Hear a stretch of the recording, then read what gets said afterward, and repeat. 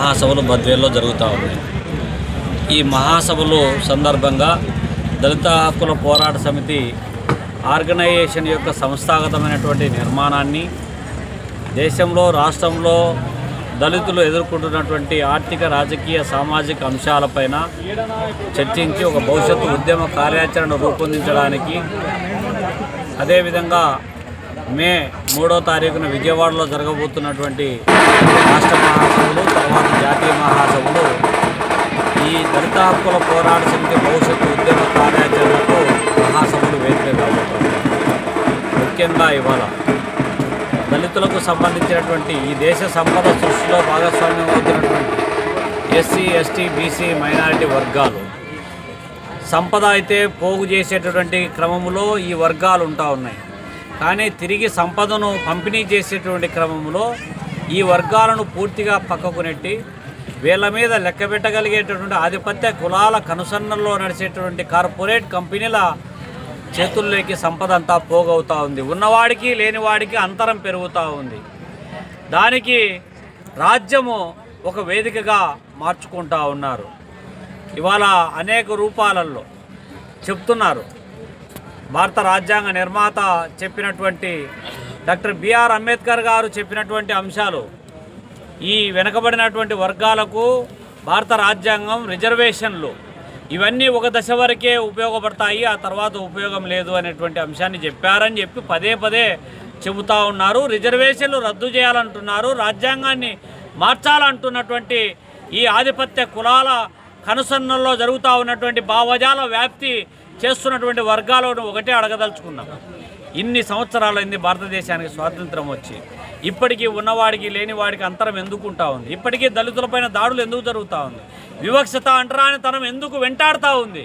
మరి అటువంటి అంశాలలో భారత రాజ్యము ప్రభుత్వం ఏదైతే ఉందో ఆ ప్రభుత్వం ఎవరికి కొమ్ము కాస్తూ ఉంది?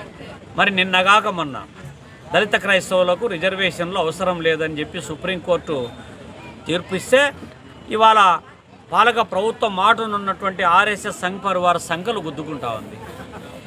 మరి డాక్టర్ బిఆర్ అంబేద్కర్ గారు చెప్పినటువంటి అంశాలు వాళ్ళ ప్రకారం, డాక్టర్ బిఆర్ అంబేద్కర్ గారు చెప్పినటువంటి అంశాలలో ఈ దేశంలో ఉన్నటువంటి మూలవాసులు, దళితులు, బడుగు బలహీన వర్గాలు మీరు గుల్లేకి రానీయకపోయి, బల్లేకి రానీయకపోయి, తినే కాడ వివక్షత, మాట్లాడే కాడ వివక్షత, పేరులో వివక్షత, పెళ్లికాడ వివక్షత, అడుగడుగా మనిషిని మనిషిగా చూడనటువంటి మనువాద భావజాలాన్ని మనసు నిండుతూ నింపుకొని మీరు మనుషుల మధ్య ఐక్యతను దెబ్బతీసినటువంటి మనువాదులు ఈరోజు మనుషుల గురించి, మానవత్వాన్ని గురించి మాట్లాడుతున్నటువంటి వైనాన్ని మనం చూస్తున్నాం.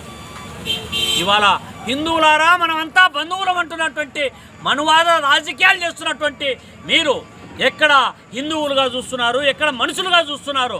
ఇప్పటికీ అనేక చోట్ల దాడులు పెరుగుతూ ఉన్నాయి. ఆర్థికంగా స్థితివంతులు ఉన్నప్పటికీ కూడా వాళ్ళను రాజకీయంగా, సామాజికంగా అనేక రూపాలలో అణచివేయడానికి ప్రయత్నం సాగిస్తున్నటువంటి నేపథ్యాన్ని మనం చూస్తున్నటువంటి వైఖరులు అనేక ఘటనలు చోటు చేసుకుంటూ ఉన్నాయి. మణిపూర్లో ఏం జరిగింది? ఉత్తరప్రదేశ్లో మాంసం తినే చోట కూడా మీ యొక్క పెత్తనము, తినే తిండి, కట్టుకునే బట్ట, అన్ని రూపాలలో కూడా మీ పెత్తనం ఏంటి?